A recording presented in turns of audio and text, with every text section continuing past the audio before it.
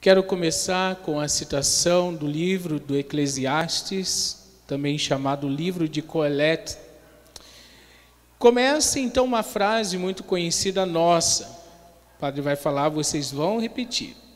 Vaidade das vaidades, tudo é vaidade.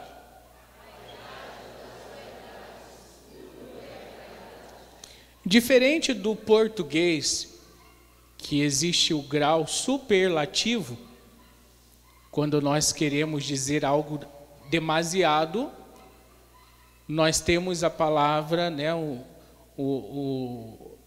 íssimo, o ismo, né, o íssimo. No grego isso não tem. Tanto que para dizer que Deus é santo, ele precisa dizer Deus é santo dos santos.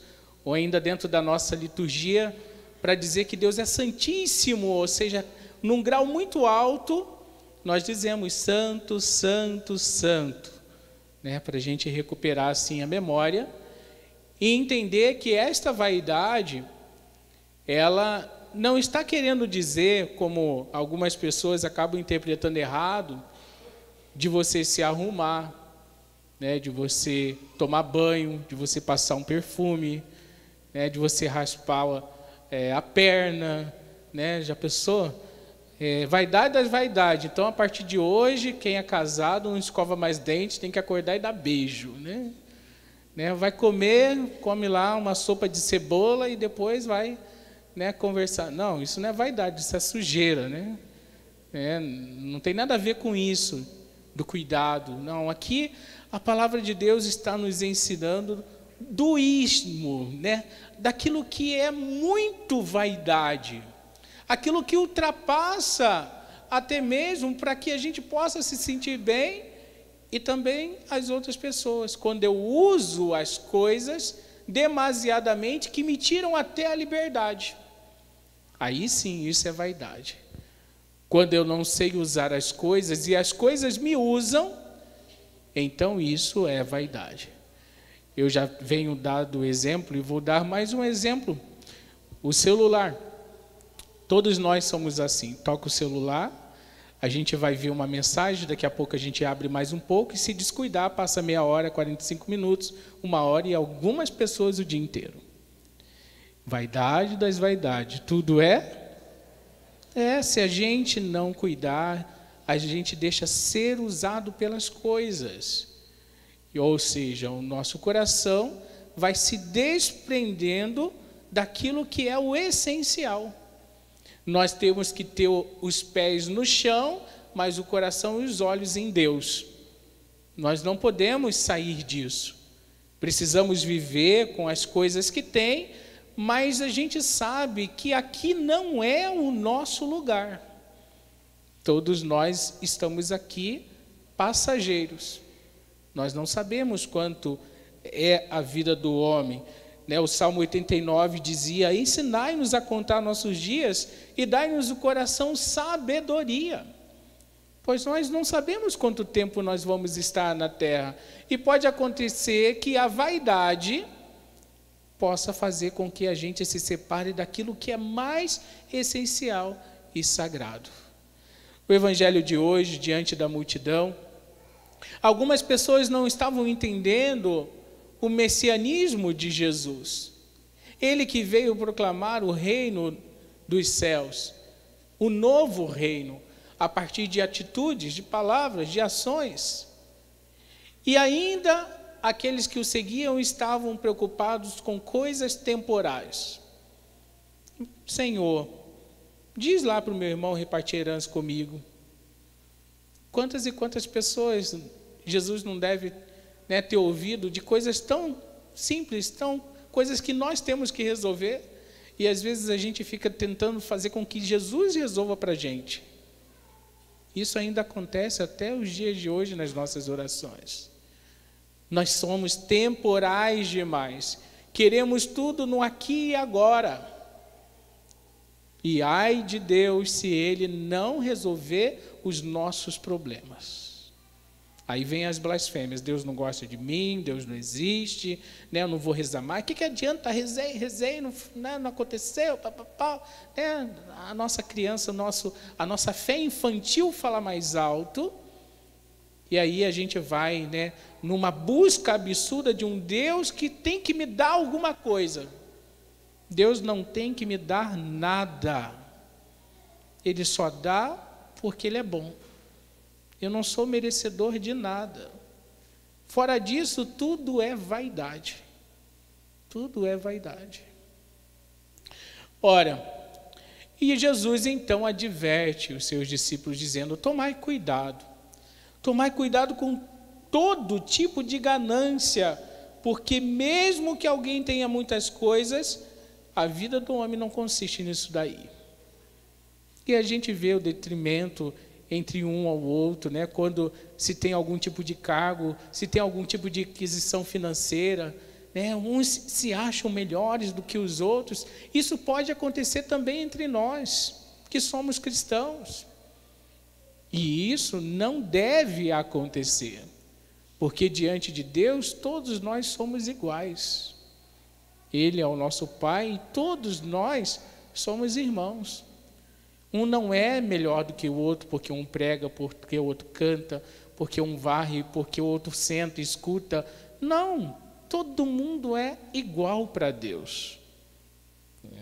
Então vejam que a nossa vida consiste nesta alegria de recolher no nosso celeiro as coisas que não passam. Acontece que o nosso mundo, e nós, né, parece que essa leitura está dentro desse império capitalista que nós vivemos, entre o ter e o poder, fica muito mais importante, muitas vezes, do que o ser. As pessoas não visam, e muitas delas mais o ser, mas vivenciam o ter.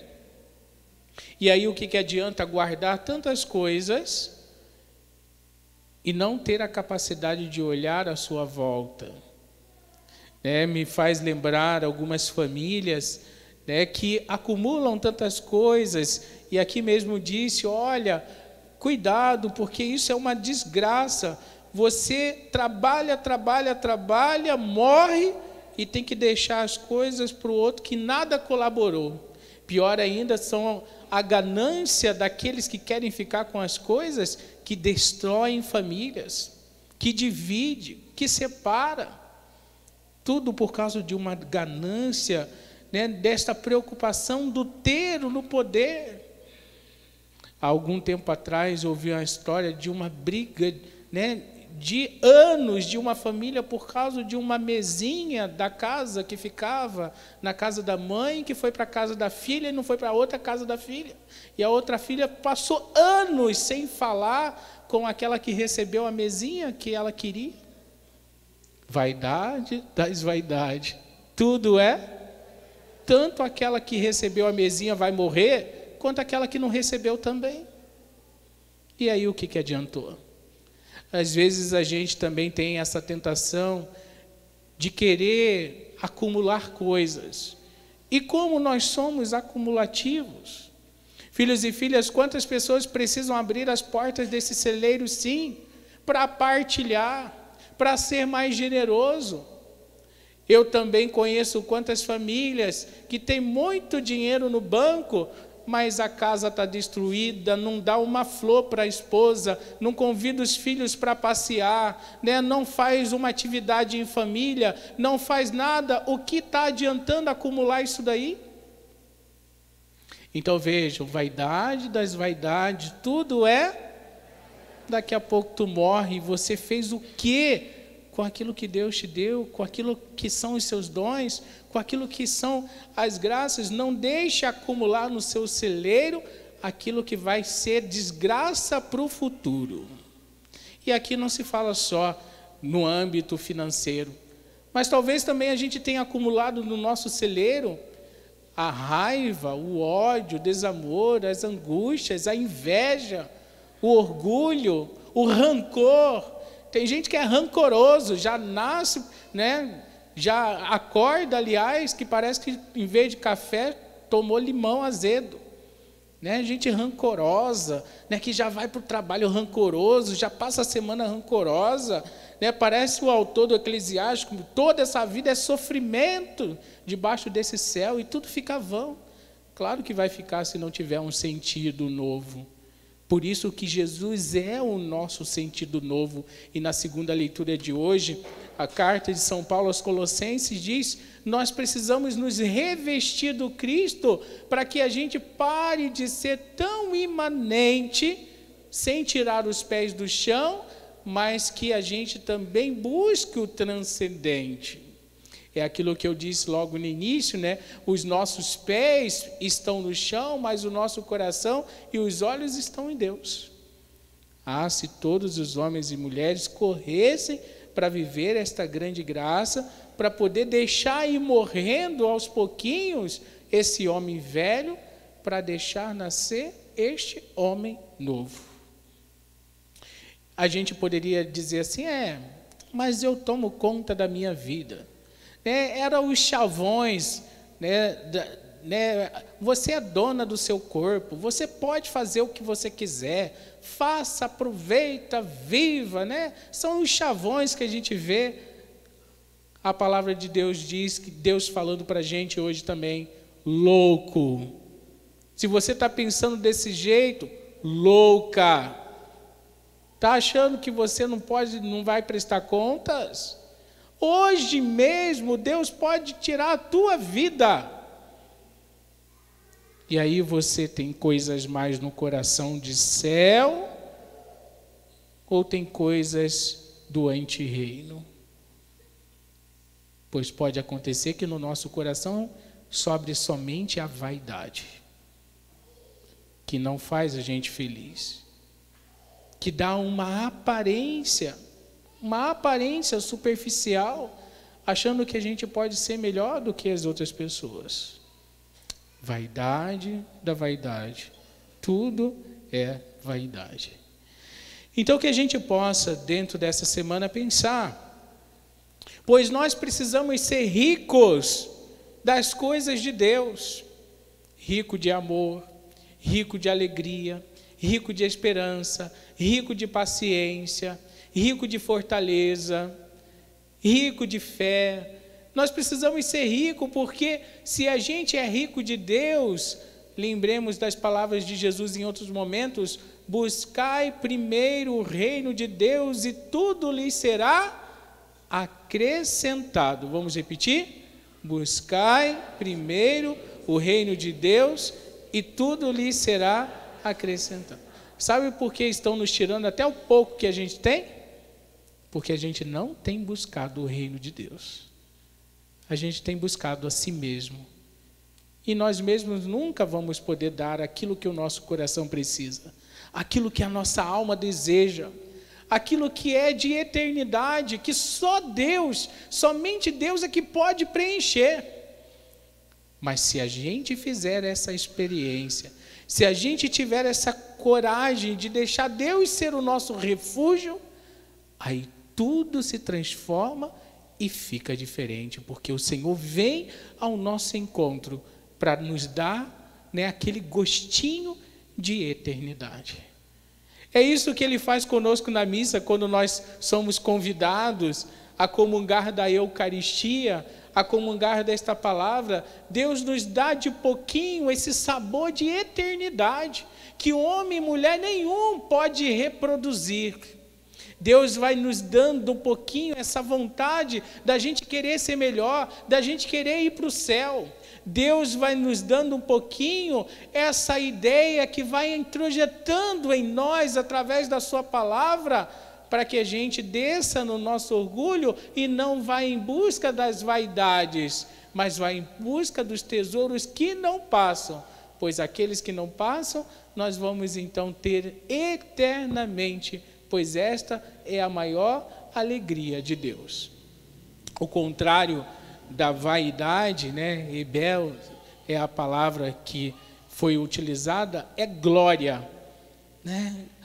Ao contrário de viver nessa imanência de eu quero, eu posso, eu faço. Não, sem Deus você não pode nada, sem Deus você não faz nada, sem Deus é pura vaidade das vaidades. Agora volta o seu coração e comece a sua história a partir de Deus. Aí será glória. Aí não é a sua glória, mas será exaltado a glória dele. Filhos e filhas, a nossa vida é tão importante que eu e você não podemos dar significado qualquer a ela. Porque quando nós redirecionamos a nossa vida, aquilo que é as propostas do reino de Deus, com a nossa vida nós damos glória. E assim o reino de Deus vai acontecendo. Quando nós nos afastamos das coisas de Deus e das suas propostas, nós vamos entrando na vaidade. E a vaidade faz perder a gente esta alegria, essa esperança, essas verdades da vida. Até chegar nesse ponto, que vã existência é essa? Que eu vou trabalhar, que eu vou comer, que eu vou ter que dormir e acabou. Esses dias eu conversava com uma pessoa que dizia isso. Eu não tenho mais vontade de nada, acabou para mim. Uma pessoa de 31 anos, acabou para mim. Eu falei assim, calma aí, como assim acabou para você, 31 anos? Como assim acabou? Ressignifique a sua história. Mude a sua história. Eu sei que houve perda, eu sei que houve sofrimento, eu sei que houve fracasso, eu sei que houve frustração, mas isso não é o fim. Quem teme a Deus, Deus mesmo vem ao nosso encontro nos consolar, porque Ele é o nosso refúgio, é Ele que se apresenta a nós com essa vontade de salvar, para dizer para mim, para você, ainda tem vida. E a minha palavra, para esta pessoa eu disse, como eu disse em outros momentos, enquanto teus olhos estão abrindo e você enxergando, é porque Deus quer que você enxergue e ressignifique a vida. E aí, vai parar? Vamos cansar? Vamos desanimar? Vamos achar que não tem mais jeito? Claro que não. Tudo tem jeito, desde que a gente aumente na nossa vida a glória de Deus, porque fora disso é só vaidade. Louvado seja nosso Senhor